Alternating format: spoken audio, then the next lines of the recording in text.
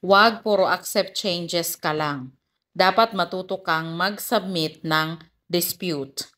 Marhaba guys! So bago kayo mag-submit ng dispute, ay kailangan nyo munang tingnan yung inyong page recommendation, page status, yung inyong monetization. Para doon malaman nyo kung mayroon pa kayong ibang violation or wala na, or yung copyrighted claim lang yung problema ninyo mismo. Pagkatapos nyan guys, ay tingnan ninyo sa inyong alert. Kasi nandun sa alert yung notification ng copyrighted claim natin.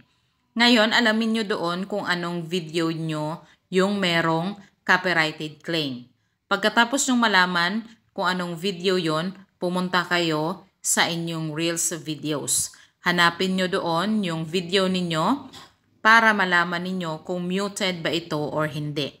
Kasi kung copyrighted claim yan siya guys, automatic na nakamute yung audio niyan.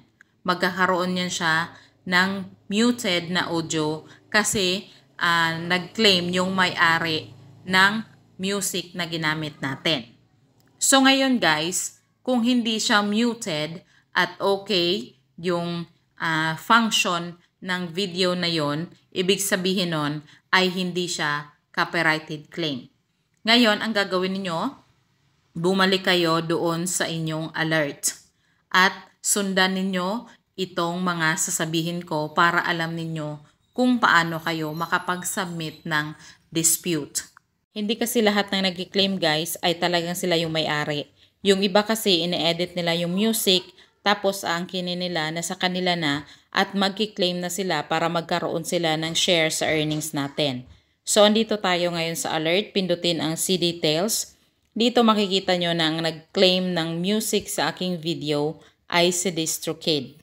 Alam kong hindi siya yung totoong may-ari kasi nung chinek ko nga sa aking Reels video, yung video na ito, hindi siya muted at gumagana ng maayos yung kanyang mga views, pati yung kanyang earnings. So pindutin lang natin yung continue. Dito guys, pinapaliwanag lang sa atin kung paano nag-work yung copyright. Pindutin lang natin yung continue. Dito guys, sinasabi na kapag copyrighted claim yung ating video, ay kailangan nating mag-share ng earnings sa may-ari nito. Pagkatapos yan guys, pindutin nyo lang yung continue. At dito na tayo sa pinakamahalagang detalye ng video na ito.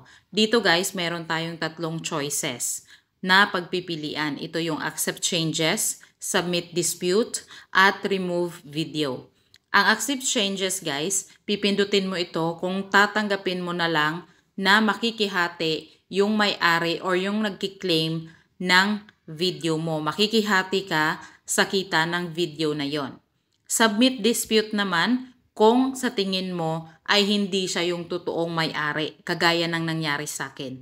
So, pinindot ko yung submit dispute. Pagkatapos niyan, mapupunta kayo dito sa ganitong form. Dito guys, mahalaga na basahin natin yung summary ng ating dispute para alam natin kung ano yung mangyayari pagkatapos natin itong isubmit. And then, pindutin nyo lang yung open form. Dito guys, ang pipindutin natin ay itong pinakauna, original content. Sa additional details, i-explain lang natin kung bakit tayo magsasubmit ng dispute. Dito guys, ay pwede nyong gayahin yung sinulat ko dito. Sobrang iksi lang pero direct to the point. At huwag nyong kalimutan na i-check ang box na ito at pindutin ninyo ang submit. Ngayon guys, mag-aantay tayo ng 7 days para i-review yung ating pag-submit ng dispute. Pero yung nangyari sa akin guys ay umabot siya ng 3 weeks bago na-approve yung aking dispute. Pag na-approve naman yung dispute ninyo ay ganito na yung magiging itsura ng notification sa inyong mga alert. Sana'y nakatulong. Please follow and share. Maasalama!